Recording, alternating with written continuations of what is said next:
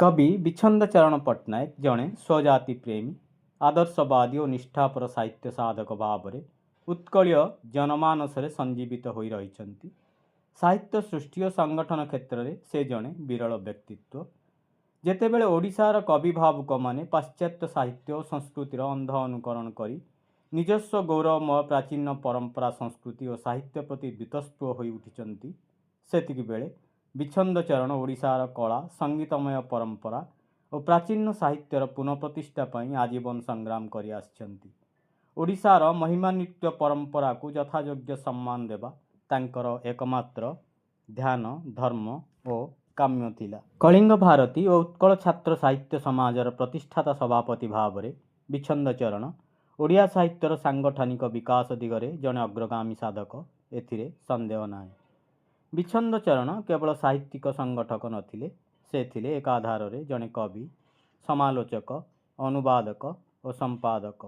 कुमुद शीर्षक कविता संकलन तांकर काव्य प्रतिभार स्वाक्षर बहन करे। तुलसी विनय पत्रिका, संस्कृत अमरु शतक, शेक्सपियर कथामालार ओडिया भाषांतर करी से ओडिया साहित्यर अभिवृद्धि साधन करिसंती। पूर्णचंद्र भाषाकोश संकलन रे साहित्यिक गोपाल चंद्र प्रहराजंकर से प्रधान सहायक भावे कार्य करिथिले। ओडिया जातिर स्वाभिमान रक्षा और प्राचीन ओडिया भाषा साहित्य संस्कृति और परंपरार पुनःप्रतिष्ठा कल्पे तांकर साधु उद्यम पाई से चिरस्मरणीय होई रहिबे। ओडिया साहित्य काशरु लिभि लिभि आसुथिबा विश्ववंदित कवि सार्वभौम्य उपेन्द्र भंज, भक्त कवि दीनकृष्ण, कवि सूर्य बलदेव, विदग्ध कवि अभिमन्यु और पंचसखांक सृष्टिर वैशिष्ट्य प्रति से युवपीढ़ी को उद्बुद्ध करुथिले। भंज साहित्यर प्रचार प्रसार दिगरे गुरु विछंद चरण पट्टनायकर यथेष्ट भूमिका रही।